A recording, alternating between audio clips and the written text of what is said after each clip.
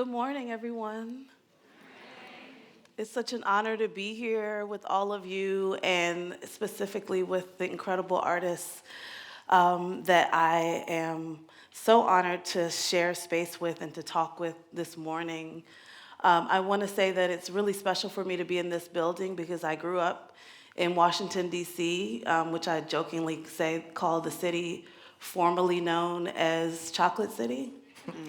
And when I lived here, this library was a sacred ground, which I think it still is today. And I went to dancing school around the corner from here, and we would walk over and spend time researching tap dance history. And we would also perform here. So this is a really special place for me. And I'm really thankful to Kamal and Cecilia for this incredible day that they've organized for us, especially during this time, because it's really important as women artists that we put our heads together, especially during times of social and political crisis. And it's also really important that we create a platform for these artists who have been both incredibly brilliant in their practice, but also consistently disobedient. And so, yeah. And I think that, this disobedience, which we are also grateful for, also has a cost, right? The risks that they take in their work have had costs, which, some of which we know, some of which we will never know.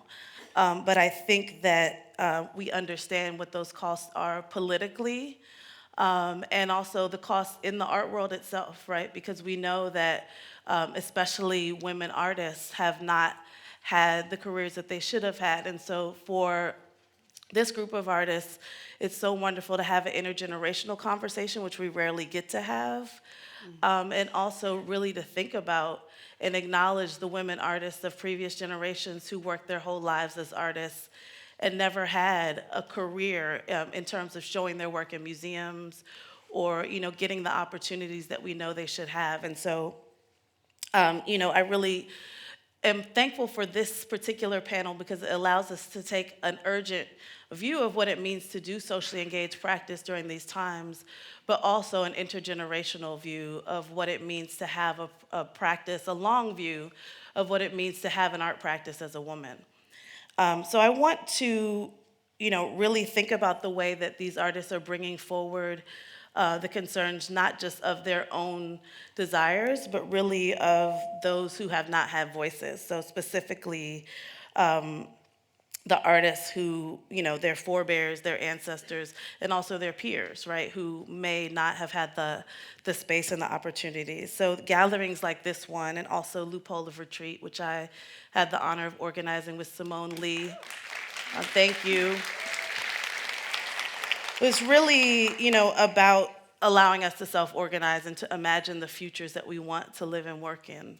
So without further ado, I want to pass it to Marilyn, and I will be the PowerPoint clicker for you to really ask you to talk about the generative aesthetic and social and political drivers and directives in your work. Thank you, Marilyn. Thank you very much, Rashida.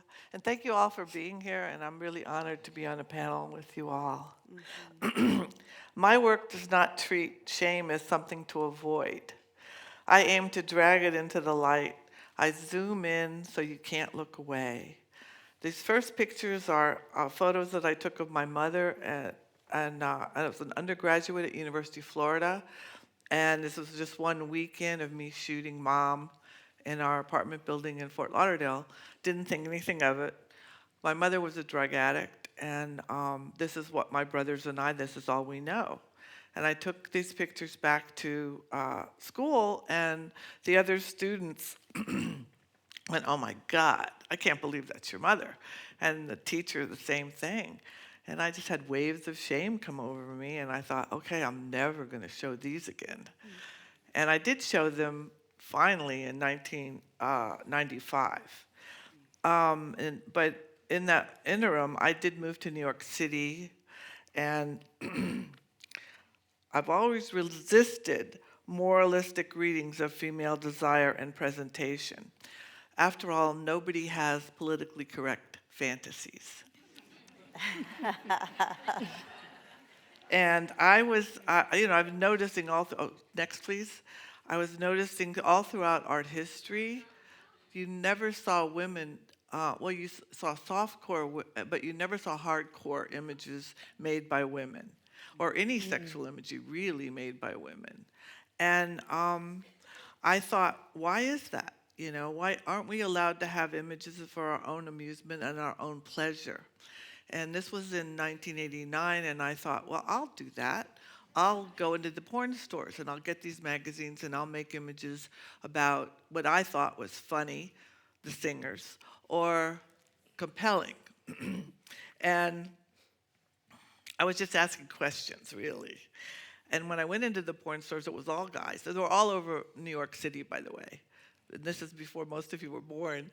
But I walk in the aisle, and those guys, it was all guys, they just scattered. It was like mice running to turn the light on in the kitchen. And there were all these women on the corners, I mean, not all the time, but you see them everywhere, women against porn. And I thought, I gotta go tell them. All I gotta do is walk into the stores. But I showed these pictures. This was before the internet. And I thought, I was a pro-sex feminist. And we should have these images. We should be directing these films. And I was, basically, my career ended.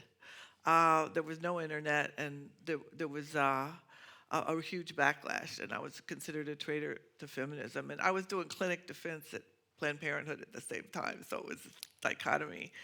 And so I was pretty devastated by it. But I kept working, and I started doing commercial work and teaching, and that's how I survived. And I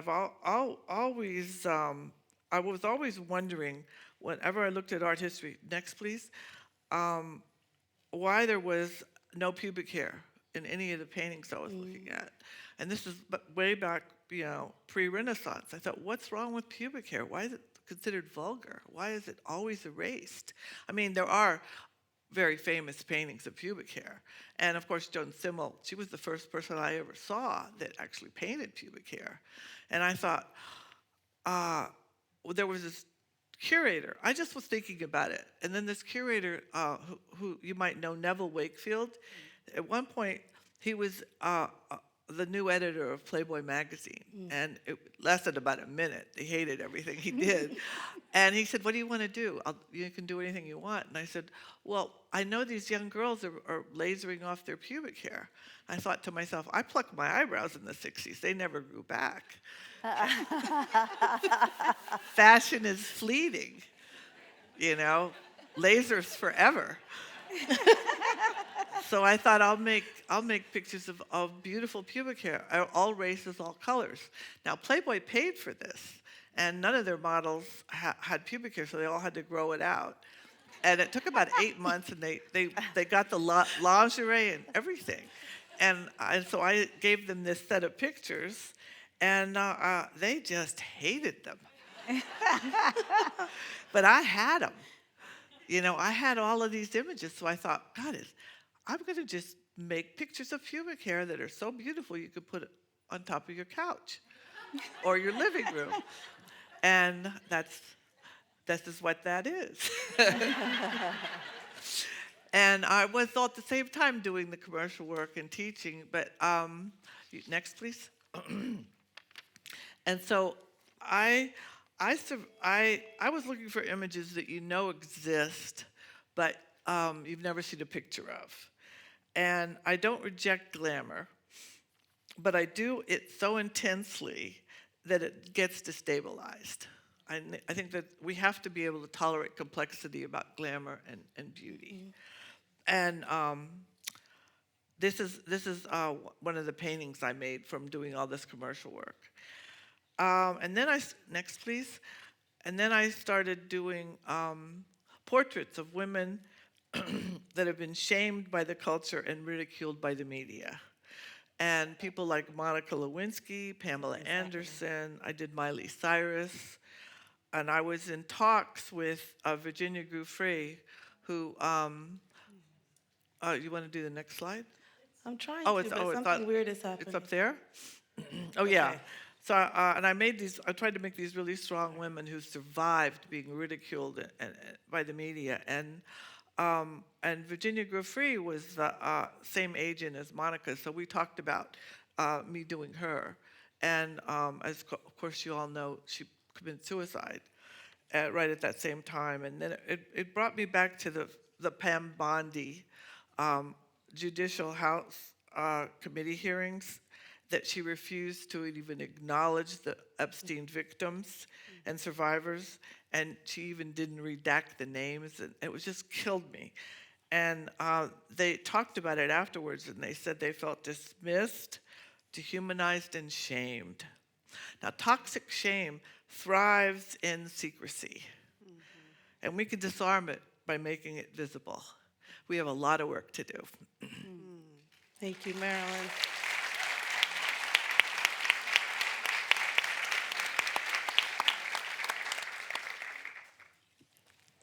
Hi, Hi, LaToya. so I'm going to jump right in. Yes. So the two lovely women that you see here are Amber Hassan, who's standing with her parents, and then Shay Cobb, who is on her Tennessee walking horse with her daughter Zion in the front and her father, Mr. Smiley. These are the two black women that solved the Flint water crisis. When I met them, Thank you. you won't hear about it unless you have the access to this work, Flint is Family in 3 acts. So Amber is standing in front of a 250,000-pound atmospheric water generator made by Army Ranger retired veteran Moses West. When the city of Flint had the opportunity to take this generator from Moses West for free, they, out of fear, said no, because they were afraid of Governor Rick Snyder and they were afraid of Nestle. So when Amber called me, I said, all right, put me on the phone, let's see what we could do. So these photographs that you see here were used to raise money, to also counter the narrative, to record the actual history, and they were used as a platform for social justice for women like Amber and Shay, as well as men, women, and children that are creative entrepreneurs in Flint, Michigan. Together, we were able to make 2,000 gallons of water per day in this generator, which replenishes. It's lined with 3 different silver filtration systems. It exceeds all World Health Organization standards in terms of its quality. If we go to the next slide. What I want to point out about also choosing to move from a 5-month photo essay to a 5-year endeavor of being their mentor, their advocate, their friend, their sister in the struggle, is that Act 2 of Flint was not seen by the general public because I couldn't get any media outlets to publish these images that you see on the wall at SF MoMA. It took a curator like Unji Ju to curate a group show called Soft Power at SF MoMA, where these images were able to finally see the light of day. I wanted to put this up because you see that Unji and I also made sure that Shay and her father were there at the opening. Zion was in school. And I took a photograph of Mr. Smiley looking at those photographs of them on the wall at the museum, and I asked him how did it feel, and he said he felt like Rembrandt and Picasso. But what I wanted to share real quick about this and why I put it up is to point out something and make a beautiful tribute to Kamal. So I brought these images to show you because this was the moment when that seed was planted, where Unji decided we'll take it even a step further in terms of our advocacy, and I will have you go before the board at SF MoMA so you can tell them about the work. And what I chose to do was to say to them, if you are able to buy this whole set instead of only one, it will allow me to raise enough money to contribute to making sure that Zion would be able to go to college. And so I met with the board at SF MoMA on their last day of the year, and I presented that case to them. About a month later, it was moved to acquisition, and because of that, Shay trusted me to open up a 529 plan for her daughter so that we could invest that money. It's now been invested for several years. I met Zion 10 years ago. She is a senior in high school now, and we are now starting to talk about possibilities of which school she wants to go to and how we can funnel that 529 plan towards her education. Next slide.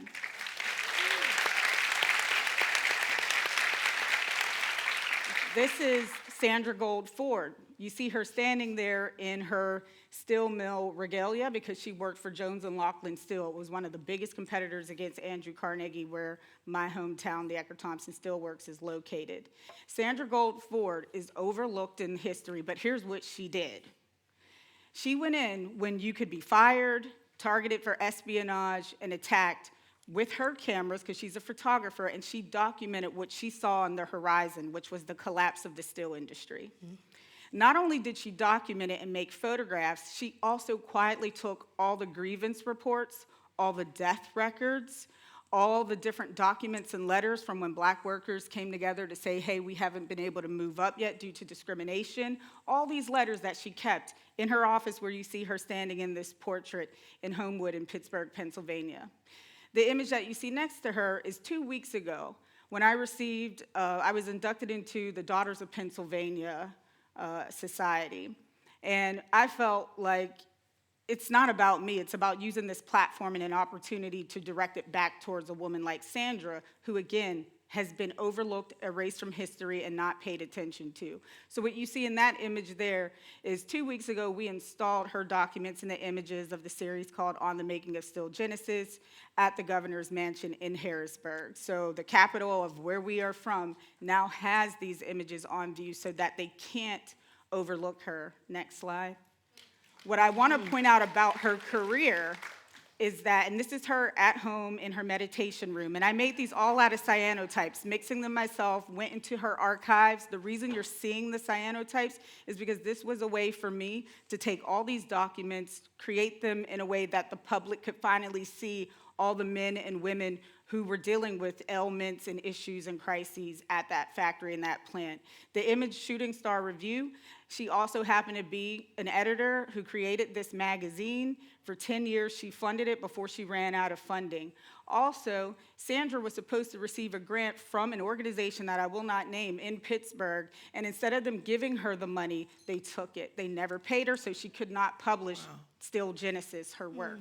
So many years later, we meet at a Women and Girls Conference. She tells me what they did to her. I then go and work with Silver Eye and the August Wilson Center to raise the exact amount of money that was taken from her to then mount an exhibition about her work. So she cannot be written out of history. Next slide.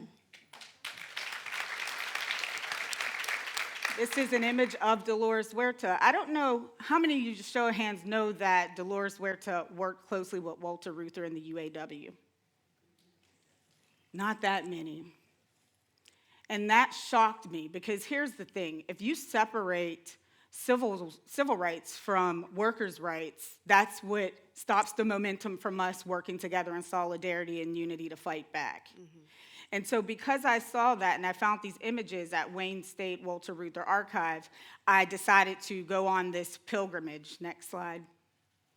I went out to the United Farm Workers headquarters out in Delano, California, and Dolores met me there. I went, number one, to give her flowers. Pink flowers, of course, represent admiration and love. And then you see her standing next to a placard. That is a placard of Roy Reuther, who is Walter Reuther's brother. He is the one who raised the money, approximately $9,000, to build the labor union hall that we are standing right in front of at this site. Next slide. She then proceeded to take me to the Arvin migratory camp. I only spent 48 hours with Dolores. She had no idea of my history or my involvement and commitment to the FSA and social documentary work and shifting that paradigm and structure of power. A migrant worker comes out, unlocks the gate at the Arvin migratory camp. When we go in, it's pitch black, covered in dust, and this is what was there. These are documents left of reenactments of people who try to tell the story of what happened during that time period. She then proceeded to take me into the library that is still standing there to show me who mentored her. It was a man named Fred Ross. How many people know Fred Ross Sr.? Not that many.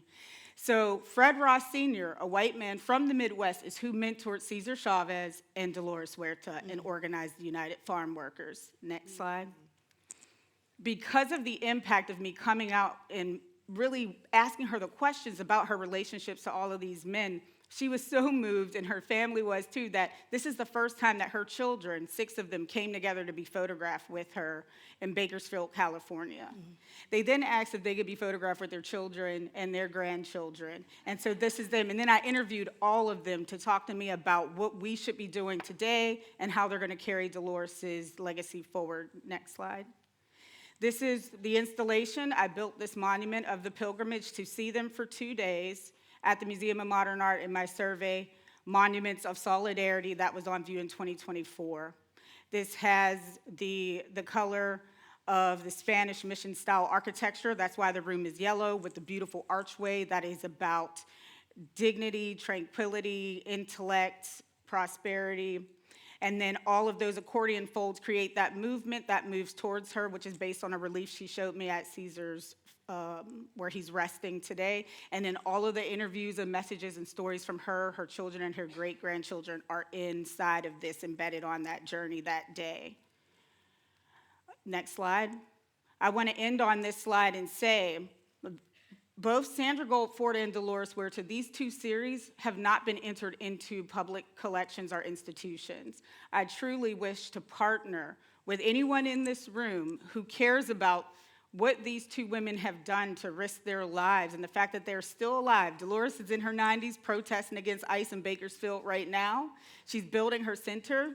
They have created town halls so that they can contest. These are Trump supporters contesting her right now in Bakersfield, trying to block her from building her community center, which it's going to happen anyway.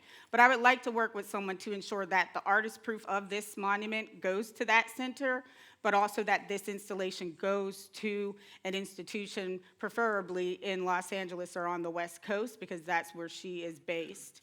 If you look to this image on the right here, this is a woman here in Washington, D.C. at the Veterans Rally. I now live here in Washington, D.C. because I'm holding myself accountable to documenting every protest here in our nation's capital to show all of you the real record of who is actually here contesting and resisting this administration. And you see how the legacy continues to move onward exactly by what this lovely veteran is holding on her sign. So make no mistake, it requires all of us to fight back against cultural and historic erasure and amnesia, but we all have to work together to ensure that all these types of works and stories stay on view and are in the hands of curators, students, libraries, community centers. So hopefully you're touched by some of this work, but please contact me so we can make sure that Dolores, Sandra, Amber, and Shay, that these stories and the heroicism and the courage that they've showed us isn't forgotten. Thank you so much.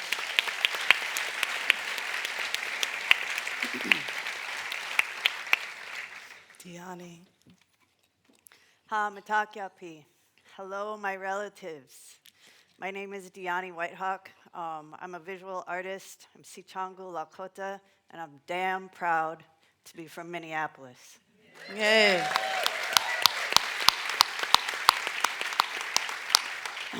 I'm going to apologize. I got to read whatever. I'm a long talker, and so to get this down to the few minutes we got, I'm going to read to you. Much like we're doing at this forum, advocating for the equal valuation and representation of women artists, my work points to the tremendous lack of legitimate and meaningful representation of Native people and voices in art history, contemporary art spaces, and our national dialogues. Simultaneously, it works towards healing, relationship building, and encourages critical thinking on legacies of exclusion, hierarchical valuation of art forms, and by extension, the people connected to those art forms. I do this primarily through the medicinal qualities of beauty. Instead of showing you images of my work, I hope you'll go, if you're not familiar with my practice, I hope you'll go and seek out, there's plenty of documentation online. But I want to instead share images from my exhibition. We just closed a 15-year survey exhibition of my work at the Walker Art Center in Minneapolis. It opens at the Ramey Modern in Saskatoon on April 25th. And I want to take this moment to describe the work that we did in presenting this exhibition. as it reinforces and reflects the efforts and the intentions that I've built into my practice at large. Following the controversies of the 2017 installation of Sam Durant's scaffold sculpture at the Walker, Minneapolis Sculpture Garden, and the presentation of Jimmy Durham's exhibition at the Center of the World as a leading Native artist in the field, while all three Cherokee nations publicly stated that Durham is not a tribal citizen and they could not find no proof of his descendancy, there has been a tremendous fissure between the Native community and the Walker Art Center and the greater community and the Walker Art Center. Because of this, healing in this space was and remains necessary. The Native community has been profoundly underrepresented and problematically and consistently historicized. This is reflected in art history and extends into today. Change is happening, yet the change that is only now beginning with any real and substantial representation, investment in, and deep valuation of Indigenous artists is in its infancy.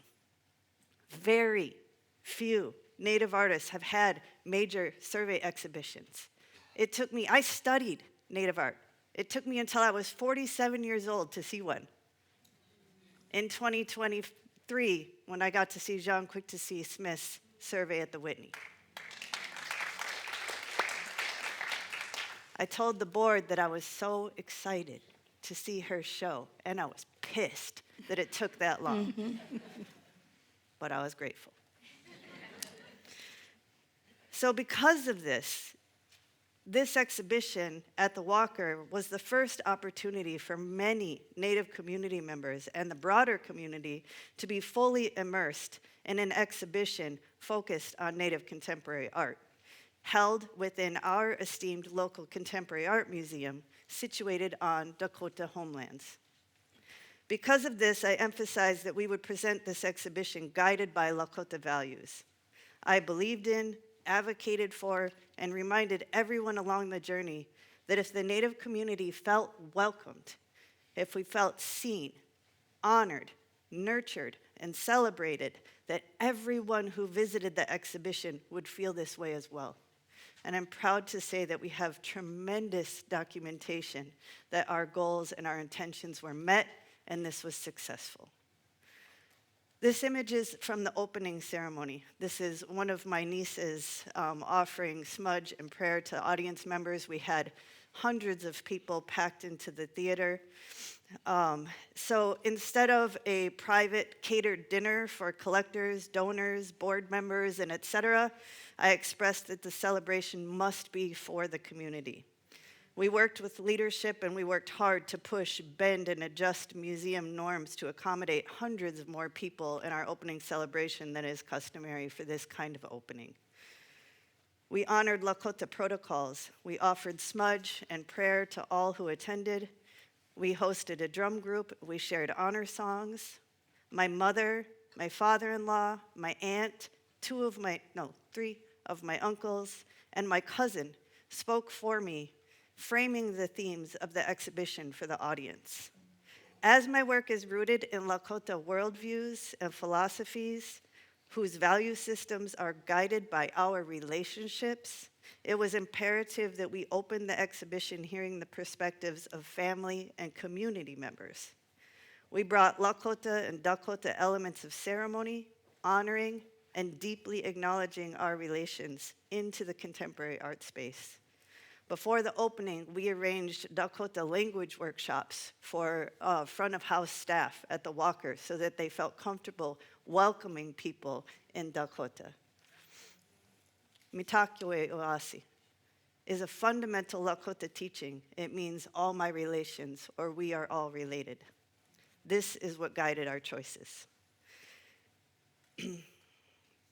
Next slide, please. This image is one of the stations where people could touch beadwork, porcupine quill work, and buckskin. We were thinking about our younger relatives, the importance of touch in learning and connection. Next slide. This image is taken in the video installation room of a piece that's titled Listen, which features Indigenous women speaking their native languages on their homelands. I'm including this image because I wanted to illustrate that we prioritized comfortable seating in every single gallery. This was 11,000 square feet of work. It's a lot of effort for any person to make it through that much and take in that much content. For all of us, we know it's beautiful, it's fulfilling, and it's exhausting. But we designed, all of the couches and benches are designed with my mother in mind. I told them that if an elder can't get on and off the bench or a couch, it wasn't good enough. So they're not low and modern, they're high and comfortable. They're cush, we have blankets, we have pillows. We're inviting people to sit, to rest, be rejuvenated, and be with one another in community.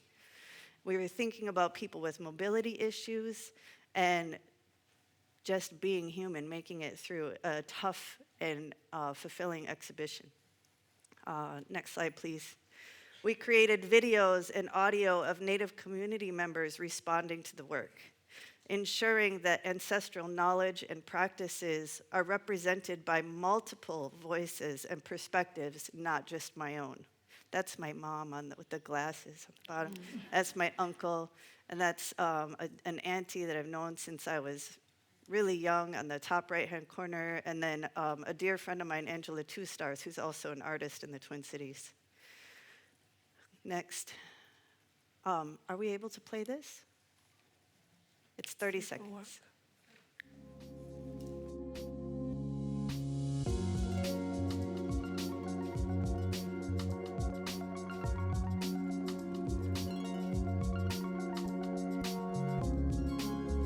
So that's my mother-in-law, my sister-in-law, and my daughter. These are images of the exhibition, and I wanted, they're so sweet. But we utilized my family and my studio crew for all of the marketing materials so that people could also see Native people as museum audience participants, as seeing themselves, not only for the Native community to see themselves as, yes, this museum is a space for you, this exhibition is for you, but so that the greater public could also see Indigenous people as museum patrons as well. And then next slide. And this is This is an image of myself and a portion of my studio crew. My mother-in-law, my brother-in-law, my sister-in-law, 2 or 3 nieces, one of my best friends, auntie and cousins, work at the studio. Another one of my best friends, it's predominantly Native crew. We have 2 non-Native people that work with us that are a part of the Twin Cities arts community. Through programming, labels, talks, and events, we honored and acknowledged the studio crew that collectively makes the ambitious beaded works possible. True to Native value systems, we pushed back against singular ideas of the singular artistic genius, and we honored community, and we did so grounded in the power of love. Thank you.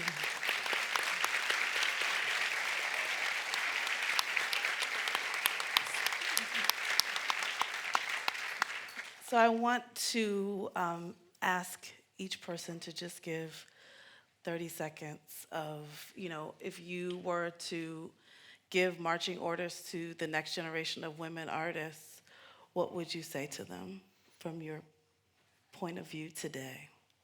Marilyn.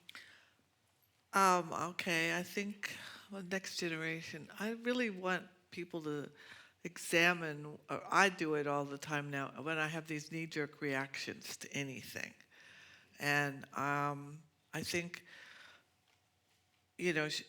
guilt is something where you make a mistake, then you can redeem yourself. You could correct that. Shame is you shouldn't exist. And so I think that this generation, your generation, this young people from now on are naming it. And if we name it and visualize it, it disappears. The more you talk about being shamed, the more it disappears. And I see it already happening, and it warms my heart. Thank you. LaToya. Yeah, I would say to the next generation, continue to make work about your own personal life and your own story, but connect it to the greater community and the world at large, and bring them into the work collaboratively. And then once you do that, approach the museums, the collectors, the curators, the institutions, to give them an opportunity to be better and do better. Like, far too often, we're polarized against the 1% as artists, but the reality is we need each other, right? It really is a matter of you taking courage, taking yourself seriously, and believing that you can redistribute wealth back to your family, community, and create equity because you are giving people the opportunity to do better. And so don't sit in the silos. Don't believe the narrative that we're starving artists. Don't believe like I'm gonna wait until I get the chance. No, take your chance now. Don't wait for the media to show up. Don't wait for somebody to give you their blessing. No one is actually going to, right? Stop waiting around for permission and just go do the work. Even if you're doing it in silence, even if you're doing it and you're not visible, anonymity is a powerful tool. Yes. Right? You stand out when you're called to, right? And in the meantime, stay ready so you don't have to get ready when that spotlight comes. So take all your rage and fury and curiosity and tackle the current urgent crises and issues of today. And if the curators are too afraid and the museums are too afraid, demand them, write letters, go out with them, bring them to the work, bring them to the community. Continue to fight for that because people need encouragement across all levels. So just check yourself in terms of having any type of preconceived notion, and always challenge yourself to think about it from as many angles as possible. Give yourself a prep talk in the mirror, and then go out and ask for what you want and take it. Yep. Yes. Yep.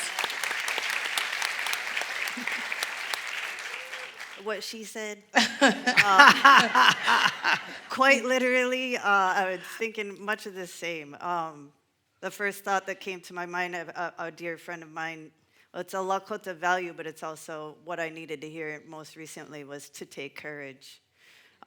We have got to learn to shed imposed ideas of guilt and shame.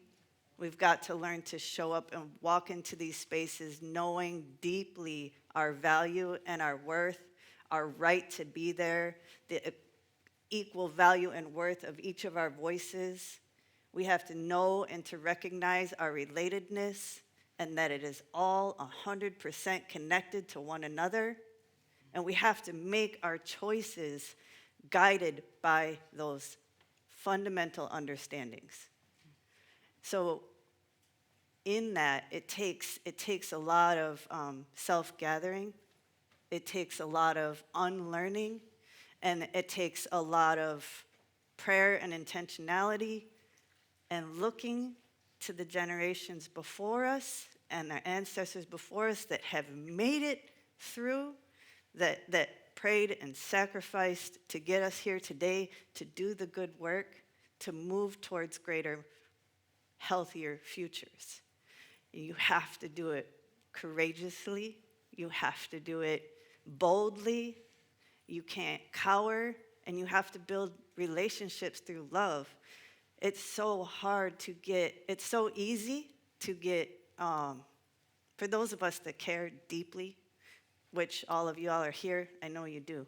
It is so easy to get bogged down by the anger, by the grief, by the fire. Sometimes that fire works in the opposite direction. And we're so furious and so heartbroken by everything that we see that you can get immobilized. But you have to see the possibility of the future, and you have to be guided by that. Let that be your power. Let that be your instigator, and go at it with joy and go at it with love and ferocity, and to know that's what I'm working towards.